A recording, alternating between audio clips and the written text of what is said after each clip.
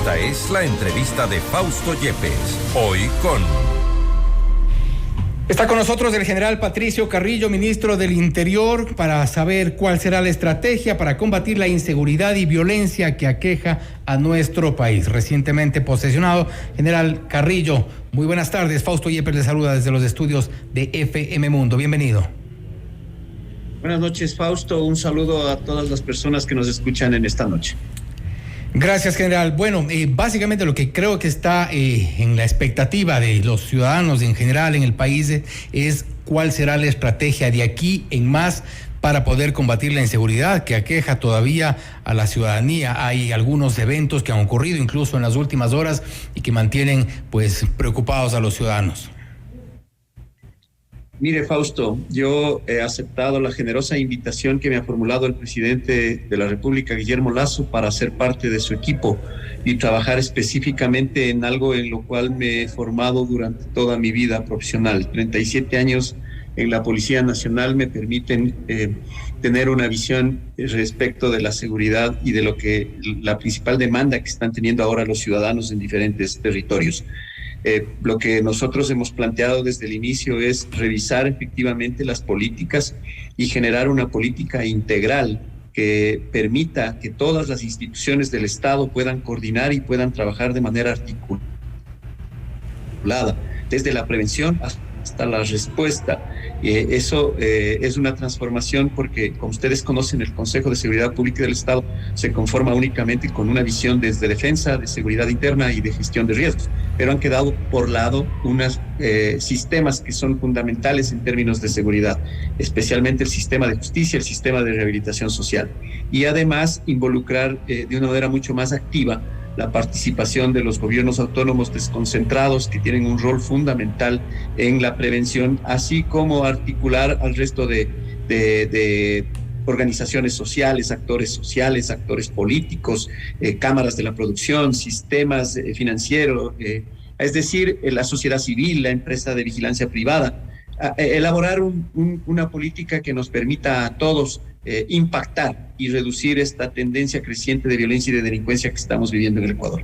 Hablamos de prevención como uno de los una de las primeras políticas que se establece en este plan integral.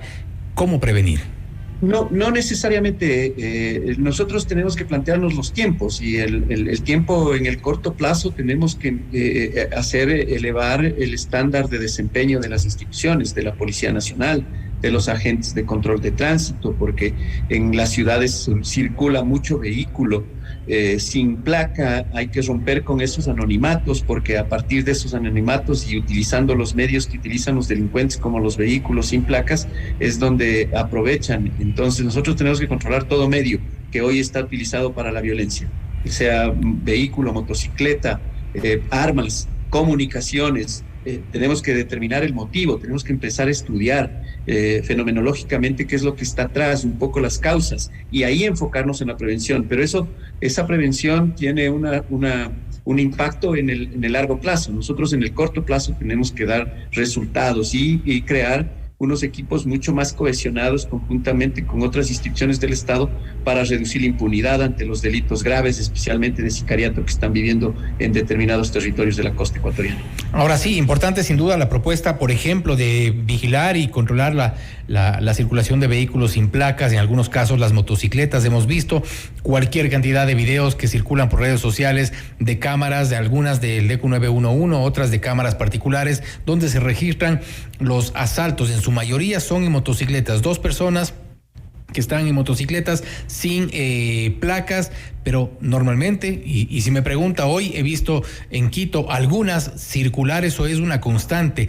¿Esto ya se puede ejecutar prácticamente de inmediato? Insisto, hay que elevar las capacidades de desempeño que tienen inclusive muchas instituciones. Todavía tenemos problemas en la emisión de las placas físicas por parte de quienes tienen esa obligación. Entonces hay que trabajar con ellos también para que esos procesos sean mucho más ágiles. En algunas ciudades importantes tenemos ese conflicto. En las ciudades pequeñas casi es inexistente. Entonces hay que diseñar alguna acción que permita tener, pero iría anclado a un plan definitivamente. Todo esto Estas son estrategias que las estamos pensando, pero todo va anclado a un plan. El presidente ha comprometido $1.200 millones para los 38 meses de gobierno, y habrá que hacer una dosificación para ir priorizando e invirtiendo. Incluye capacitación, logística, transferencia tecnológica, incluye temas de cooperación internacional. Ese financiamiento no puede sino tener un impacto positivo, y ese impacto positivo lo iremos evaluando también de manera continua. El despliegue, por ejemplo, de operativos que se realicen en algunas de las principales ciudades donde se registran en mayor número este tipo de eventos de delincuencia, está previsto también quizá incremento de presupuesto, necesidad de presupuesto, porque los operativos en muchos casos se ha visto, y en algunas ciudades inclusive, que los patrulleros no están dotados de todo lo necesario, la gente que está saliendo a los operativos no tiene todo lo necesario. ¿Se va a requerir presupuesto adicional? Sí, no, el plan, insisto, el presidente ha comprometido $1.200 millones en durante el periodo de gobierno para el tema exclusivamente de seguridad. Entonces, esa es una oportunidad grande para fortalecer todas aquellas debilidades y para llenar algunos vacíos inclusive que existen hoy en materia de seguridad. Será complicado, sin duda, la coordinación que deben hacer con los gobiernos autónomos descentralizados, tomando en cuenta que algunos, por ejemplo, usted mencionaba el tema de las placas, en el tema del manejo del tránsito, sin duda muchos de los GATS están totalmente aletargados en su accionar, y no hablamos necesariamente de ciudades pequeñas, hablamos de Quito, hablamos de Guayaquil. Y siempre va a ser complicado este tema en el Ecuador. Ojalá podamos superar y lleguemos a los diálogos que nos permitan alcanzar consensos. Nosotros por eso estamos haciendo también una invitación a un gran acuerdo que nos permita desde ese acuerdo nacional elaborar una agenda nacional de seguridad. Dejar esas narrativas populistas, catastróficas, donde nada funciona cuando yo soy oposición y todo funcionaba muy bien cuando yo estaba gobernando. Dejar de polarizar el país y empezar a construir puentes que nos permitan hacer las reformas adecuadas que son absolutamente necesarias en temas de seguridad, y trabajar mucho más con evidencia para que esas posverdades también no terminen minando a las instituciones. Ahora, hoy más que nunca debemos estar unidos. Este impacto de la criminalidad es fuerte y hay que trabajarlo todos en conjunto. Ahora, parte de las preocupaciones, quizá la más honda, se centra en la violencia en las cárceles. Ocurrió lo que ocurrió en 2021 con esta masacre, más de 300 muertos en las cárceles, y una situación que mantiene todavía en vilo a la gente, porque todavía se muestran ciertos rasgos de enfrentamientos entre bandas que operan dentro de las cárceles. Se ha dicho hasta hace pocos días que no existe el control 100% de la seguridad en las cárceles, el control total por parte del Estado, y por otro lado también estas mismas bandas tienen sus operadores en la parte de afuera. Sí, sin duda el sistema de rehabilitación social inexistente en el país y que hoy se ha estado articulando, porque lo que teníamos es un sistema de prisiones en donde no se garantizaba sino el aislamiento nada más, y donde los detenidos lo único que aprendieron es a agredirse entre ellos. Esto estamos inaugurando y el resultado en el cortísimo plazo es que al menos se está conteniendo la violencia que el año anterior fue absolutamente irracional. Seguimos evaluando cuáles son los aspectos positivos, pero sin duda que hay que crear un modelo.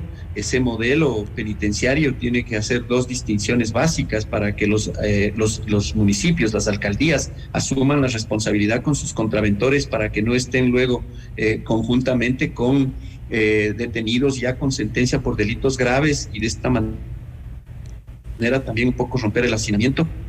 Trabajar muchísimo en procesos de vigilancia física, indiscutiblemente, para mantener el control de los centros, pero se necesita formar talento humano que cuesta, que hay que tomar su tiempo también para formarlo adecuadamente. Se necesita revisar los procesos para que aquellas personas que infringen las normas disciplinarias al interior de los centros no sean beneficiarios de las garantías penales. Y algunos otros mecanismos que son fundamentales, entre ellos también mejorar la tecnología de los centros, trabajar muchísimo en eliminar los tiempos de ocio, de las personas que están privadas de libertad, verlo este aspecto también como un tema de dignidad. Y la comisión en ese sentido que creó el presidente Guillermo Lasso está trabajando y yo en estos días me reuniré con ellos para recibir los informes necesarios y seguir aportando en lo que se pueda para fortalecer estas estructuras. No quiero dejar de lado el tema que tiene también relación con la violencia en las cárceles y hacia afuera, lo que ha ocurrido con la operación de algunas bandas. Por ejemplo, se ha dicho en estos últimos días que la banda de los Tiguerones está ya con algunos de sus miembros han emigrado hacia Quito. Están llegando ya hacia Quito este tipo de bandas que normalmente se conocía como sus centros de operaciones, algunos sectores de Guayaquil. De esto, ¿cómo se va a trabajar en cuanto a la inteligencia? Porque las bandas se conocen que están presentes en las grandes ciudades. Ahora ya hay un dato que sin duda es preocupante, que hayan llegado miembros de esta banda a Quito. Podría hacerse algún trabajo más profundo de investigación para detectar esto.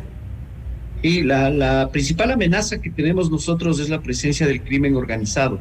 Y el crimen organizado tiene un financiamiento sobre la base de una economía criminal. Entonces tenemos que empezar a afectar a aquellos mercados que les da alta rentabilidad y poder a estas organizaciones criminales. Para eso, y sin duda, el trabajo de inteligencia es fundamental. Tenemos que empezar a analizar mucho mejor las bases de datos, empezar a hacer un Big Data y inclusive con algoritmos trabajar muchísimo para ir identificando cómo forman los reclutamientos en los barrios, cómo trabajamos también para evitar la desescolarización de los jóvenes que luego son parte de estas organizaciones. Todos estos aspectos ameritan justamente una política integral, pero estamos también transfiriendo tecnología a la Dirección Nacional de Inteligencia de tal forma que podamos hacer anticipación estratégica a los delitos y a la presencia de estas organizaciones en todos los territorios. Antes de cerrar, general Carrillo, en su posesión hizo referencia también al caso ISPOL, uno de los casos que usted llevó adelante en sus primeros procesos de investigación. ¿Qué avances tenemos en el caso ISPOL? Porque hay preocupación en cerca de 50,000 policías por lo que ocurre con los recursos. Hablamos de cerca de $900 millones que fueron producto de una estafa y que ha dicho ya Renato González, el director del ISPOL, son difícilmente recuperables, al menos de su totalidad. Eso que creo que sería prácticamente imposible. ¿Hay alguna gestión que pueda adelantarnos de lo que se ha avanzado en este proceso? Mire, la cooperación internacional es fundamental para nosotros y es a partir de la cooperación internacional de donde estamos encontrando muchos indicios y muchas relaciones entre las personas que participaron. Toda esa información está siendo entregada a la Fiscalía que se encuentra dentro de la investigación previa y esperamos nosotros que ya próximamente lleguemos a las personas se han identificado y esperemos que los juicios dentro del debido proceso determinen los niveles de responsabilidad. Pero también es importantísimo para nosotros la recuperación y en eso agotaremos los esfuerzos que sean necesarios. Hay unos bonos que están retenidos en algunas instituciones como el Banco Central y como en algunas casas de valores de bancos privados del Ecuador. Esos recursos son recuperables, creería yo, pero tenemos que esperar los tiempos de la justicia. Pero hay dinero también en Panamá, en Suiza, en Estados Unidos. Sí, está México. En diferentes sitios, está en diferentes lugares, pero ya se ha hecho la trazabilidad necesaria y creo que ya en el Ecuador al menos no le queda a nadie duda de todo el latrocinio que hicieron. Ahora es importante que la Administración de Justicia haga su rol y que nosotros al final podamos recuperar parte de los capitales. Finalmente, general, ¿usted seguirá promoviendo el proceso de solicitud de amnistía para los policías que estuvieron o que están procesados por el tema de manifestaciones? Mire, yo le agradezco esta pregunta porque me permite ampliar un poco en el sentido de la necesidad que tenemos nosotros de hacer una reconciliación social.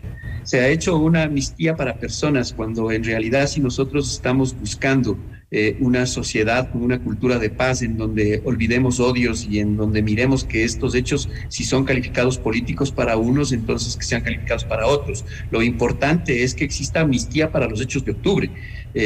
Yo no la ministra anterior dejó presentando un pedido de inconstitucionalidad respecto de las amnistías, pero nosotros estaba trabajando con el servicio pasivo de la Policía Nacional, sé que se están organizando para presentar ellos un pedido de amnistía para los 53,000 policías, porque no se puede poner nombres, todos los policías trabajaron a nivel nacional y cualquier momento pueden ser llamados a una acción procesal. Entonces, en ese sentido, nosotros creo que conversaremos con el presidente de la República para ver cuál es el mejor camino. Sé que otras organizaciones de policía también están presentando amicus curiae en la Corte Constitucional y en diferentes sitios, pero lo importante es que efectivamente avancemos en estas posiciones de diálogo y logremos una reconciliación que nos permita salir de los graves problemas que estamos enfrentando por estas crisis prolongadas, no solamente políticas, sino también de economía y fundamentalmente de salud. Diálogo sin duda necesarios. General Carrillo, gracias por estar con nosotros. Gracias a ustedes, una buena noche. Ha sido el general Patricio Carrillo, flamante ministro del Interior, hablando sobre las estrategias que tendrán de aquí en más para combatir la inseguridad y también la violencia en las cárceles. Ha hablado también de un sistema de rehabilitación social inexistente en nuestro país, al cual habrá que reformarlo y atacarlo para lograr la pacificación de nuestro país. Esto es Notimundo Estelar, siempre bien informados.